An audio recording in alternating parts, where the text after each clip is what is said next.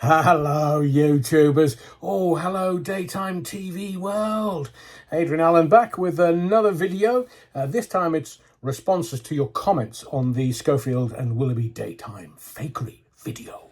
I must say, someone did say, Adrian, you need to stop smiling, scaring the kids. Well, just put me picture on top of the mantelpiece. It'll keep me away from the fire. To everyone that's posting comments on any of my videos, please tell me if you're first-time viewer, first-time commenter. Just let me know if you're new to the channel, please, because there's a lot of people joining and I'm ever thankful for your very kind words. We'll start with Nick, who is one of those very people. Cheers, Nick. Thank you for this. He says, hello, Adrian. First time watching you. Andy the Gabby Cabby sent me your way. Andy, thank you for that. Really appreciate it. Hope you're doing well, sir. Nick, please, if you do, send Andy the Gabby Cabby my regards. Thank you, Nick. Nick says, I'm listening to the comments from your viewers. They sound like a sensible lot who don't fall for BS.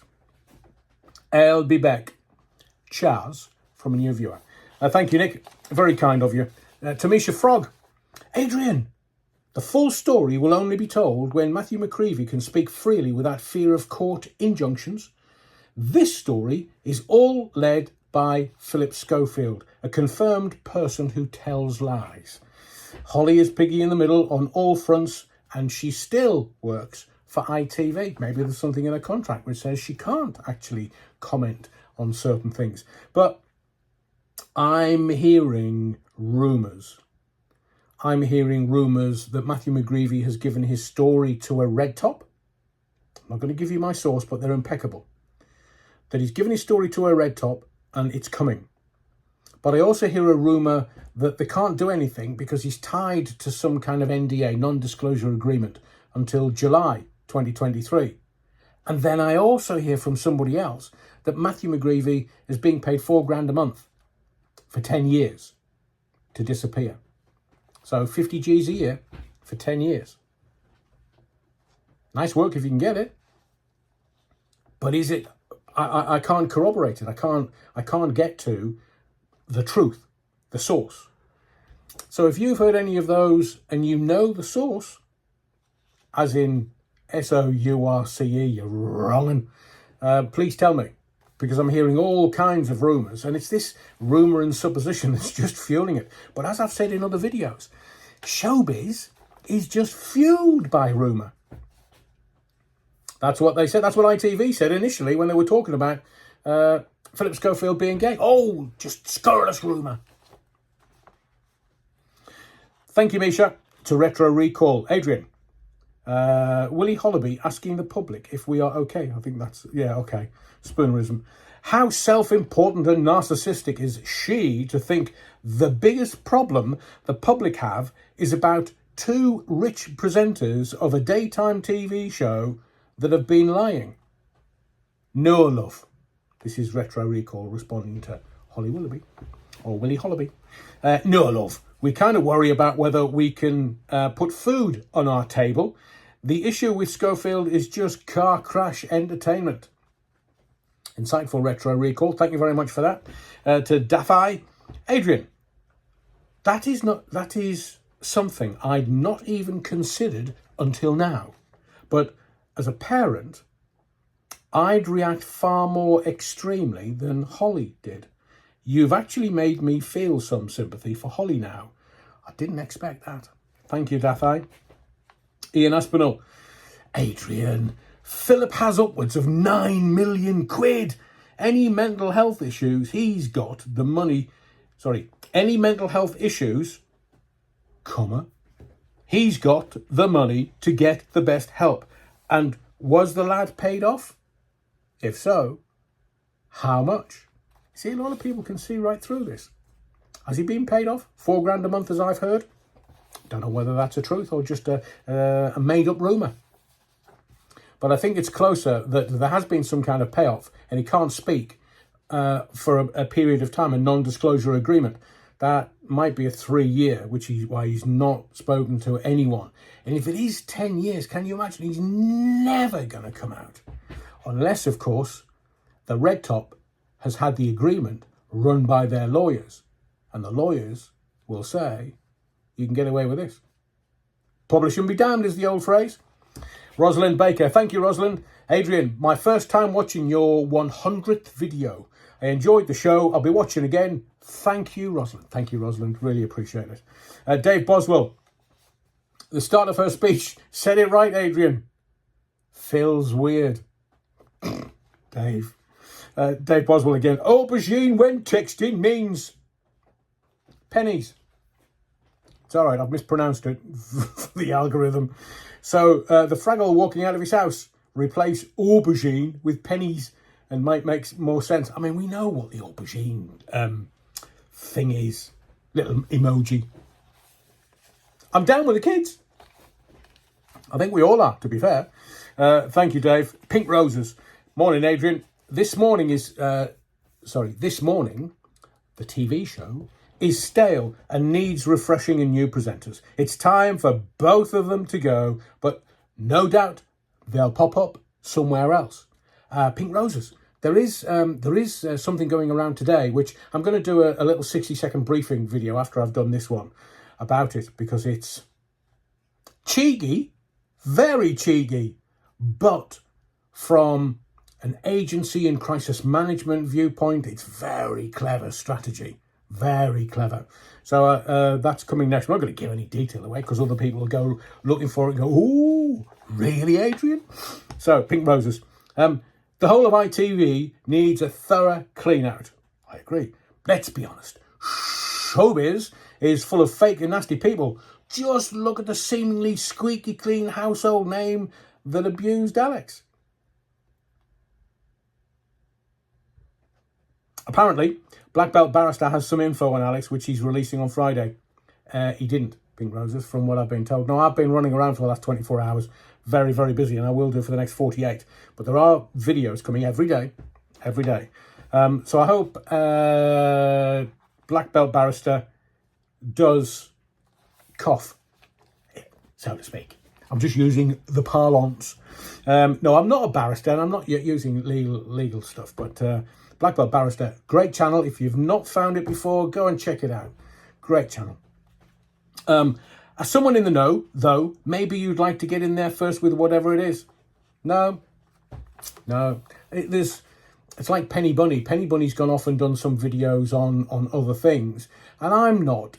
I get that this is YouTube, but I'm not going to step on somebody's toes. Manners maketh man, as I was always told when I was growing up. So I'm always a man of manners, and will respect other people, other YouTube creators, because it's not easy, let me tell you. So thank you, Pink Roses. Mr. John Up. Hello, Adrian. I hope you and your loved ones are well. I've been seeing or reading in the media that this Schofield thing is nothing more than a witch hunt, or it's because Schofield has come out as gay. Well, it's my view that this is no witch hunt or anything of the sort. Agree with you, Mr. John Up. Nor is anything to do with Schofield's sexuality, be he gay, straight, or good as you, or straight, or both lanes. Sorry, I've just realised that the algorithm might not play ball with me. Oh, there we go again. If this was about his sexuality, then why hasn't the media or the newspapers not gone after, say, Stephen Fry or Julian Clary or Alan Carr or any of the other good-as-you man or woman who works in the entertainment or broadcasting industry? Good question. Good point, well made, Mr. John Up. The answer is a simple one. It's because they were open and honest about, and they didn't try to hide it. They didn't lie and deceive a wife or partner and family like Schofield did for 27 years or however long it's been married. It's about the morality of it, Mr. John Up says. The lies and the hypocrisy. Basically, Schofield has for 25 years or so been leading a double life. He had this kind of squeaky clean kind of image and sat there on the sofa every morning on our TV screens, more or less preaching to people about morals and virtues, while all the time carrying on an affair with a naive and impressionable young man who, no doubt, was a little starstruck. who wanted to get on in life and get his foot in the door of the world of broadcasting or entertainment. A lad who probably looked up to Schofield as a sort of mentor. Now, I'm not suggesting that anything illegal went on between Schofield and the young lad concerned, but I do find it really creepy that Schofield met this lad when he was just 10 years old. Have you noticed how the narrative, mainstream media, says 15 years old? That's me interjecting, not Mr. Jono. When the lad was a member or pupil of the Two-Face Theatre production company, of which Schofield was once a patron. Schofield has no credibility or integrity left. His reputation is shot because he's a self-confessed liar. Why did he lie and deceive? The answer is simple: for his own sexual gratification. Thank you for that really very good comment, Mr. Jono. Phil Ambrose. Schofield has selective memory, and as for bringing up Caroline Flack's death, it's well below the belt. He's lower than a word. Oh, can't use that word. He's lower, the lowest of the low. And as for Holly the Dolly, well, she's just as bad. It's time this show was shelved. It's way past its sell-by date. Time for a huge shake-up at ITV and a few heads to roll. Isn't Dame Carolyn McCall, in front of MPs on the 14th? Where are we? Yeah, on the 14th this week. That'll be interesting because the Channel 5, Channel 4 and ITV were in front of another committee during the week and there was no reporting of it. I didn't see anything anywhere in the mainstream media. Thank you, Phil. Marion Trolls, congratulations on 100 videos, Adrian. Thank you, Marion. Andy H. reminds me of the title of the song by Electronic. What a great band. Didn't last long, but what a great band. I've been getting away with it all my life. Who was in Electronic? Was it Pet Shop Boys? Was it New Order or parts of them? Can't remember who else was in Electronic. You see, I don't want to go onto Google and sort of pre-script this, but Electronic, a couple of songs, brilliant. Was it Bernard Sumner that did the vocal? Brilliant. Thank you, Andy. Tim Miles. Adrian, first comment, as in Tim's first comment. Congratulations on the 100th video, Adrian. The points you covered are all very interesting, mainly the distraction. With so much potential damage to Holly Willoughby, I wonder why she is keeping quiet if she made clear why she had the rift with Schofield. It would clear her image, surely. I agree with your premise. There is more to come. Thank you, Tim. Thank you for your comment. Thank you for your first comment. Mike E. The feud meant to be about him not telling her his brother was up in court that week. There is something. There is. Because if you have nothing to hide, then you use the truth as your shield, wouldn't you, Mike? So I think people watching this channel and others are very insightful, not stupid people at all. And we get that something. There is Newton's law. For every action, equal and opposite reaction. Something has happened that Holly has reacted to in quite an extreme way, considering they were best of mates and on the sofa every day. Face that's sucking on 15 lemons wouldn't shift. Getting to the last few comments. Thank you, Mike, from Jackanory. Holly's children probably attend a private school. Therefore, they would have had a 2-week half-term break. State schools have 1 week. Bless them. So she was well within her rights to take them on holiday. You should try and get your facts right before broadcasting. Jackanory, with a name like that. How do you know? You're saying probably. Are you assuming? And in that case, it makes an ass of you and me. Andrew Piaf, Holly's children... this is Andrew reacting to Jackanory's comment. Andrew says, Holly's children probably attend a private school, the operative word being probably, which means that you do not know if they attend a private school or not. Then you call this person out for not getting the facts right. You, sir, are a grade A. Bell. Ding-a-ling-ling-ling. End. Cheers, Andrew. The great unwashed. The majority of the public have been dumbed down by 24/7 TV and the nonsense of social media. And now you're joining in. And why the hell am I watching it? Oh, the irony. Great unwashed. Brilliant, though. 4-Star Fuel. Can I just say, there are some great names on YouTube. 4-Star Fuel, love it. Changed her name to Holly Machiavelli. Wicked Witch. Machiavelli. Oh. If only people knew their history. Cheers, 4-Star Fuel. Ernie Gray. Everything is scripted or controlled by the editor in the earpiece. So, any speech is going to be controlled. The whole of social media is consumed by this trash. And you and many others keep the story going with endless analysis. Meanwhile, in the real world, yeah. Told you it was a death match.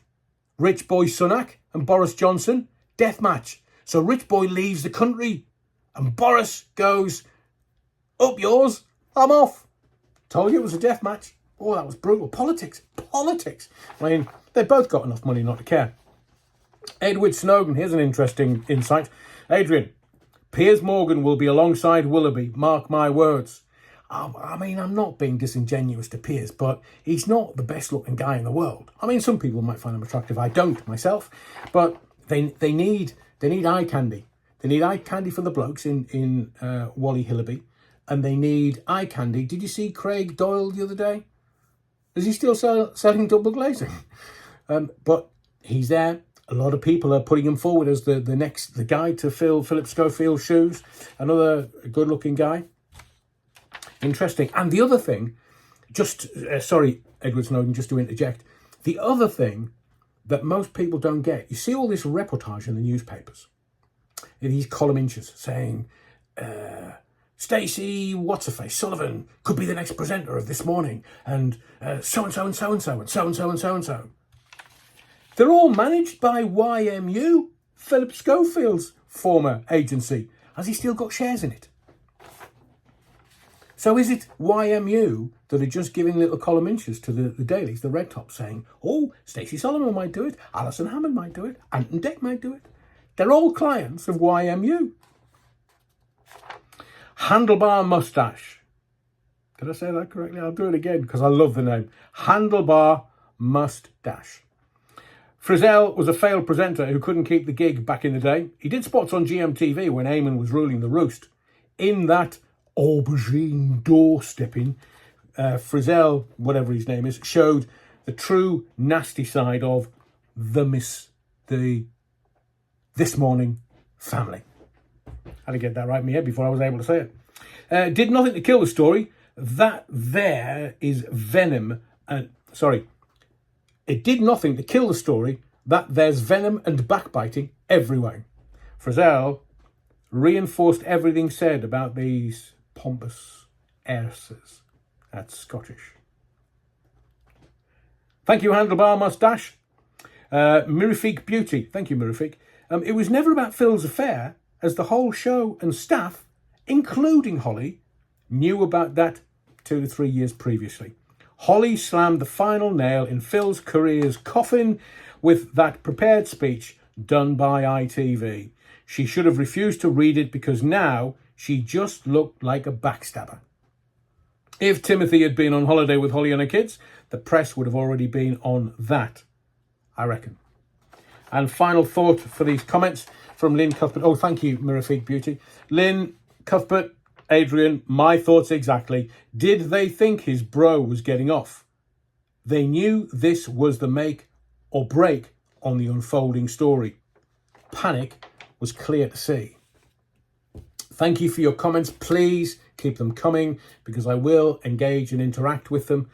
Because look, if you're going to take a few minutes to write a comment and interact with me, then I just want to interact with you. And remember, if you're a first-time viewer or commenter, then please just put that in your comment so I can be respectful and say thank you back. My name's Adrian Allen.